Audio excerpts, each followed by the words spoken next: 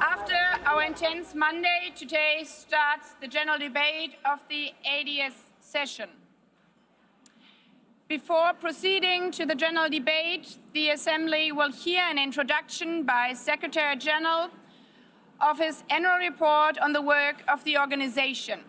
Under Agenda Item 110, in accordance with Resolution 51/241 of 31st July 1997. Please take your seat. I now give the floor to the Secretary-General of the United Nations, His Excellency Antonio Guterres.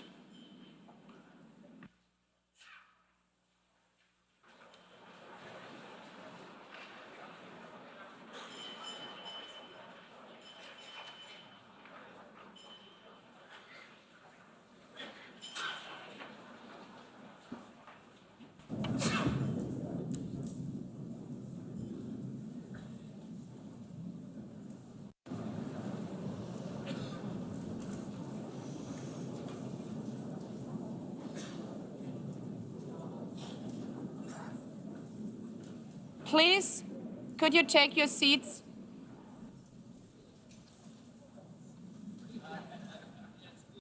Let me begin with two words we have not been able to say often enough in this hall. Madam President.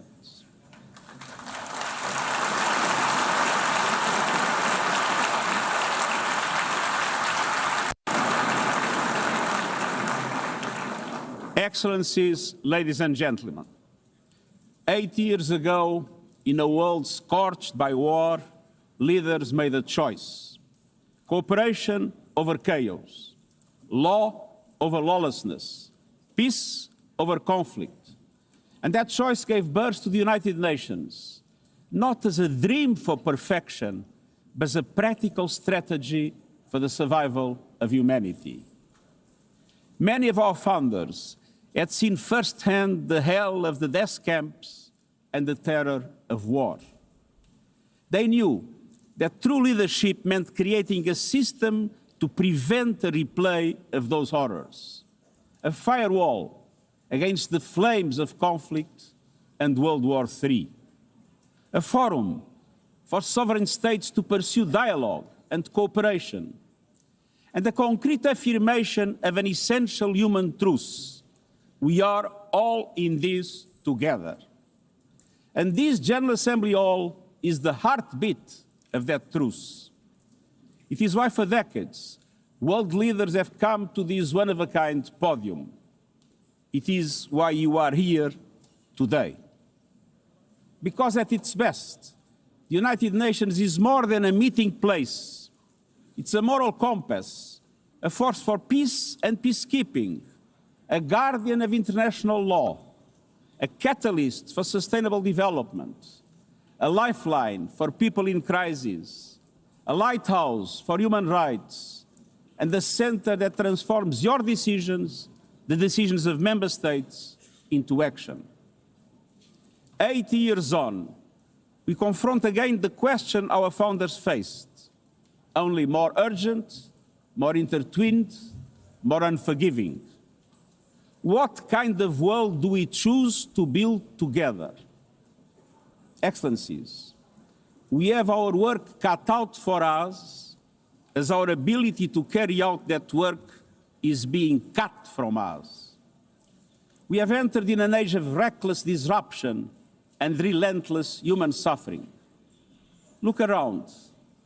The principles of the United Nations that you have established are under siege. Listen, the pillars of peace and progress are buckling under the weight of impunity, inequality, and indifference. Sovereign nations invaded, hunger weaponized, truth silence, rising smoke from bombed-out cities, rising anger in fractured societies, rising seas swallowing coastlines. Each one a warning, each one a question. What kind of world will we choose? A world of raw power or a world of laws?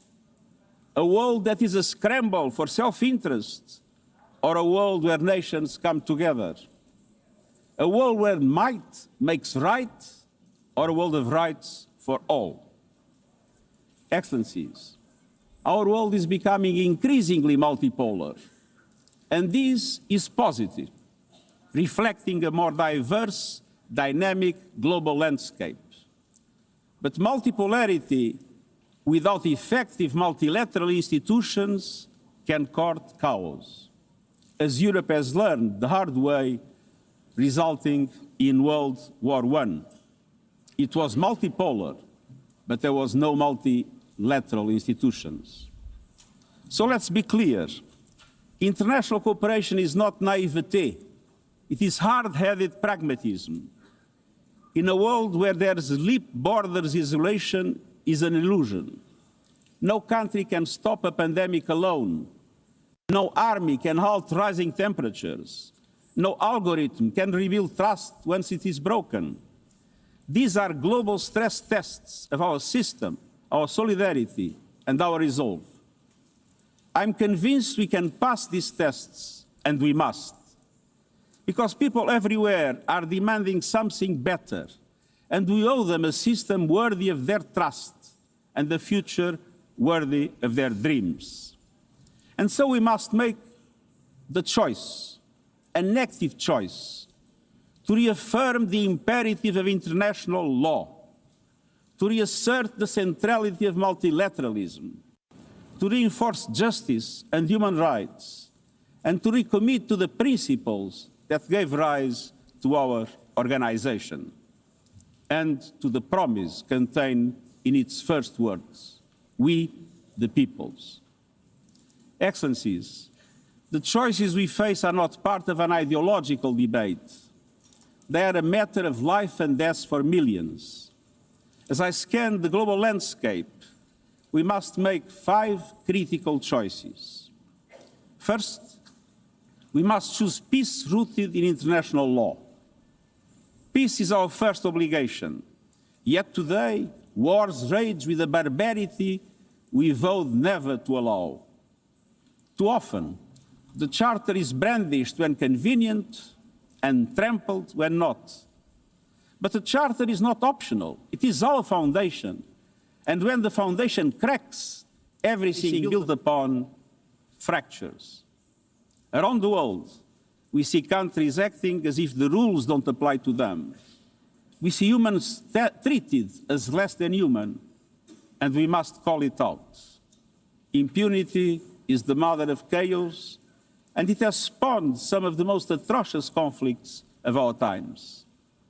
In Sudan, civilians are being slaughtered, starved, and silenced.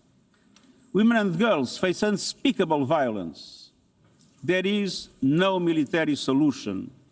I urge all parties, including those in this hall, end the external support that is fueling this bloodshed.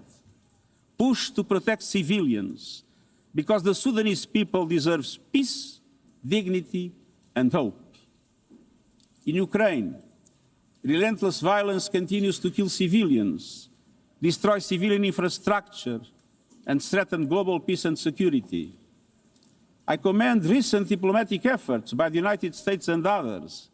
We must work for a full ceasefire and a just, lasting peace in accordance with the Charter, UN resolutions, and international law. In Gaza, the horrors are approaching a third monstrous year. They are the result of decisions that defy basic humanity. The scale of death and destruction are beyond any other conflict in my years as Secretary-General. The International Court of Justice has issued legally binding provisional measures in the case named application of the Convention on the Prevention and Punishment of the Crime of Genocide in the Gaza Strip. Since then, a famine has been declared and the killing has intensified. The measures stipulated by the ICJ must be implemented fully and immediately.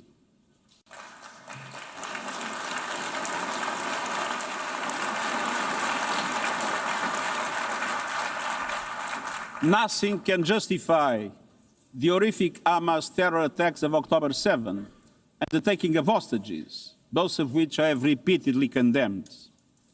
And nothing can justify the collective punishment of the Palestinian people and the systematic destruction of Gaza. We know what is needed. Permanent ceasefire now. All the hostages released now. Full humanitarian access now. And we must not relent in the only viable answer to sustainable Middle East peace, a two-state solution as so eloquently reaffirmed yesterday. We must urgently reverse dangerous trends on the ground. Relentless settler expansion and violence and the looming threat of annexation must stop. Everywhere, from Haiti to Yemen, to Myanmar and the Sahel and beyond, we must choose peace anchored in international law. The past year has brought glimmers of hope, including the ceasefire between Cambodia and Thailand and the agreement between Azerbaijan and Armenia brokered by the United States. But far too many crises continue unchecked. Impunity prevails, lawlessness is a contagion, it invites mayhem, accelerates terror, and risks a nuclear free-for-all. When accountability shrinks, graveyards grow. When UN staff and facilities are attacked, violating legal obligations, so too is the core of our ability to serve and deliver. The Security Council must live up to its responsibilities. It must be more representative, more transparent, and more effective. Beyond crisis response, we must tackle the injustices that ignite conflict: exclusion, inequality, impunity, and corruption. The surest way to silence the guns is to raise the volume for justice. Real security is born of fairness and opportunity for all. Excellences, cela m'amène au deuxième point. This leads me to my Nous devons second choisir point. We les must droits choose humains et la human dignité dignity humaine. and human rights. Les droits humains ne sont pas Human un ornement rights de la are not paix. an ornament Ils en of sont le peace, socle. they're its bedrock. Les droits humains, sociaux, Human rights, économiques, economic, politiques, social, civiques cultural, et political, culturels and civil sont are universal, indivisible, et and interdépendants. interdependent.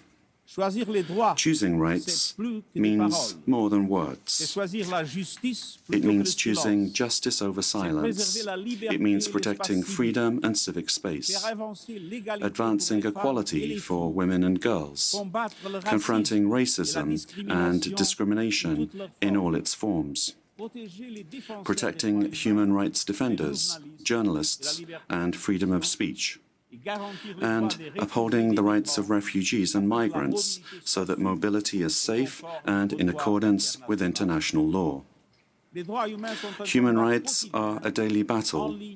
online and offline. Ils exigent de la They volonté require politique. political will. Mais la dignité ne se But résume dignity pas à la is not only protection des about droits. the protection of Elle rights. exige pleinement It is concrétiser ces droits about rights fulfilled through inclusive and resilient development, des droits qui mettent fin à la rights that put an end to poverty and hunger, des droits qui ouvrent rights le that droit de open l'éducation, doors de la to santé, education, des health, opportunités. and opportunity.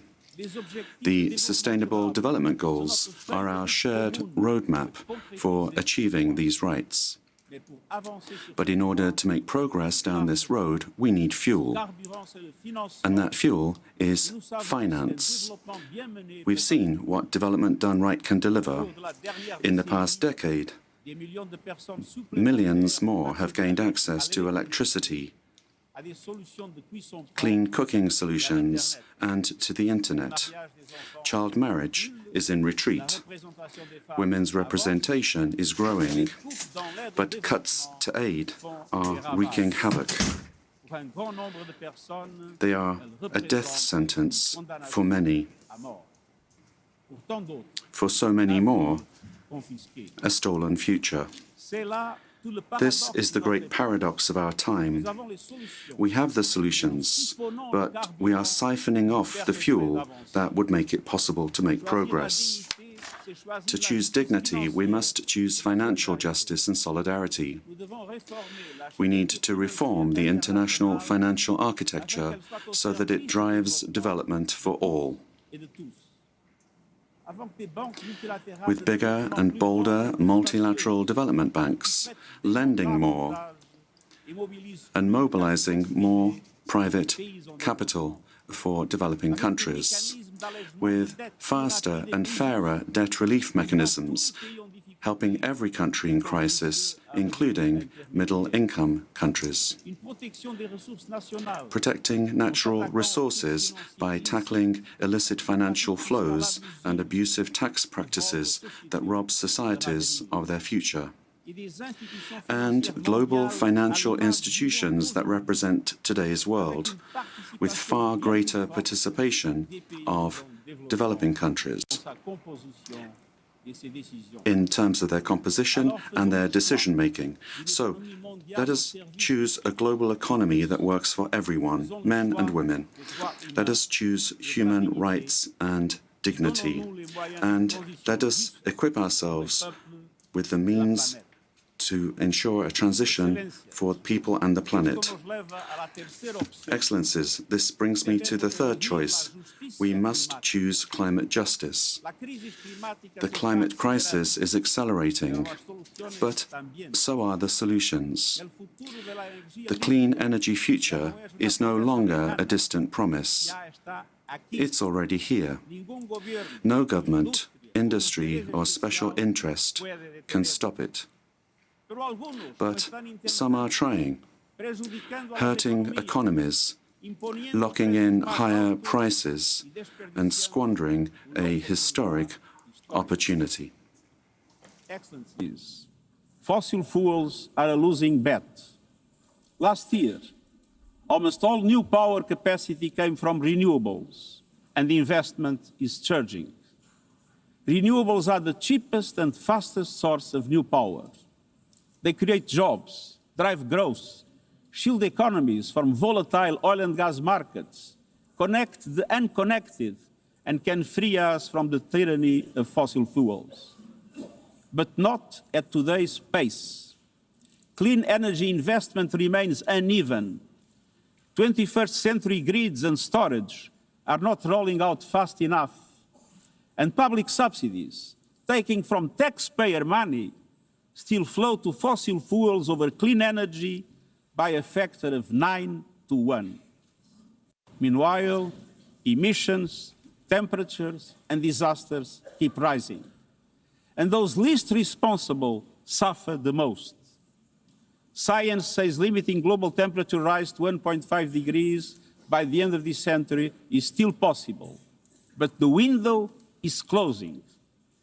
The International Court of Justice has affirmed the legal obligation of states. We must step up action and ambition, especially to strengthen national climate plans. Tomorrow, I will welcome leaders to announce new targets. The G20, the biggest emitters, must lead, guided by common but differentiated responsibilities. But all countries must step up and do more as we head to the UN Climate Conference in Brazil. By accelerating action in energy, forests, methane, and industrial decarbonization. By defining a credible roadmap to mobilize $1.3 trillion annually in climate finance by 2035 for developing countries. By supporting just transitions, by doubling finance for adaptation to at least $40 billion this year, and rapidly deploying proven tools to unlock billions more in concessional finance. And by capitalizing the Loss and Damage Fund with significant contributions. All of these requires government, international financial institutions, philanthropies, civil society, and the private sector to work together.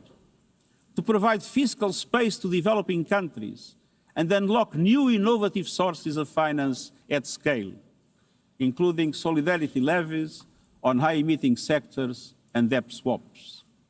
We have the solutions and tools, but we must choose climate justice and climate action.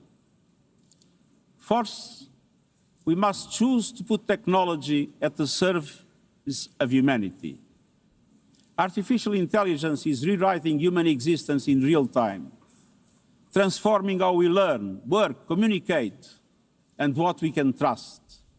And the question is not how to stop it, but how to steer it for the greater good. Technology must be our servant, not our master. It must promote human rights, human dignity, and human agency. Yet today, AI's advancement in outpacing regulation and responsibility and is concentrated in a few hands. And the risks are expanding to new frontiers, from biotech to autonomous weapons. We are witnessing the rise of tools for mass surveillance, mass social control, mass disruption, and even mass destruction. Tools that can drain energy, strain ecosystems, and intensify the race for critical minerals, potentially stoking instability and conflict. Yet, these technologies remain largely ungoverned.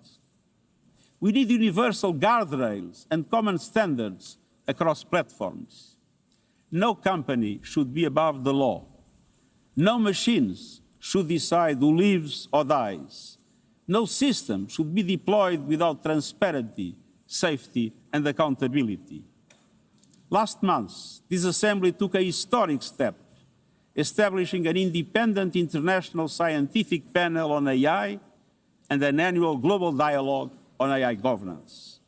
Two new pillars of a shared architecture, connecting science with policy to bring clarity and foresight, enabling innovation to flourish while advancing our values and our rights, and ensuring governments, companies, and civil society can help shape common norms. We must build on these mechanisms and close the capacity gap. All countries must be able to design and develop AI, not just to consume it. I have proposed voluntary financing options to build AI computing power, data, and skills in developing nations. No country should be locked out of the digital future or locked into systems it cannot shape or trust. And governments must lead with vision, and companies must act with responsibility. And we, the international community, must ensure that technology lifts up humanity. So let us choose cooperation over fragmentation, ethics over expediency, and transparency over opacity. Technology will not wait for us, but we can still choose what it serves. So let us choose wisely. Fifth and finally, to meet all these goals, we must choose to strengthen the United Nations for the 21st century. The forces shaking our world are also testing the foundations of the United Nations system. We are being hit by rising geopolitical tensions and divisions, chronic uncertainty, and mounting financial strain.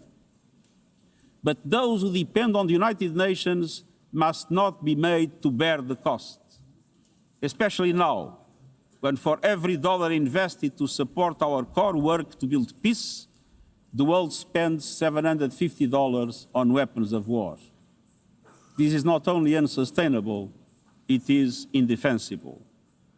In this moment of crisis, the United Nations has never been more essential. The world needs our unique legitimacy, our convening power, our vision to unite nations, to bridge divides and confront the challenges before us. The Pact for the Future has shown your determination to build a United Nations that is stronger, more inclusive, and more effective. That is the logic and the urgency of our UN80 initiative. We are moving swiftly and decisively. I put forward concrete proposals, a revised budget for 2026 that strengthens accountability, improves delivery, and cuts costs. Practical reforms to implement mandates more effectively and efficiently with greater impact. and ideas to spark a paradigm shift in the structure of the UN and how its parts work together. Most of these decisions rest with you, the Member States, and we will move forward in full respect of the established procedures. Together, let us choose to invest in a United Nations that adapts, innovates, and is empowered to deliver for people everywhere. Excellencies, my overriding message comes down to this. Now is the time to choose. It's not enough to know what the right choices are. I urge you to make them. I grew up in a world where choices were few. I was raised in the darkness of dictatorship, where fear silenced voices and hope was nearly crushed. Yet, even the bleakest hours, especially then, I discovered a truth that has never left me. Power does not reside in the hands of those who dominate or divide. Real power resides from people, from our shared resolve to uphold dignity, to defend equality, to believe fiercely in our common humanity and the potential of every human being. I learned early to persevere, to speak out, to refuse to surrender, no matter the challenge, no matter the obstacle, no matter the hour. We must and we will overcome. Because in a world of many choices, there is one choice we must never make, the choice to give up. We must never give up. That is my promise to you, for peace, for dignity, for justice, for humanity, for the world we know is possible when we work as one. I will never, ever give up. Thank you. Well, that was UN Secretary-General Antonio Guterres addressing the General Assembly there at the United Nations. He warned world leaders that humanity has entered an age of reckless disruption and relentless human suffering, and he said we must choose peace rooted in international law. He obviously spoke about Sudan, Gaza, Ukraine, as well as climate change and artificial intelligence.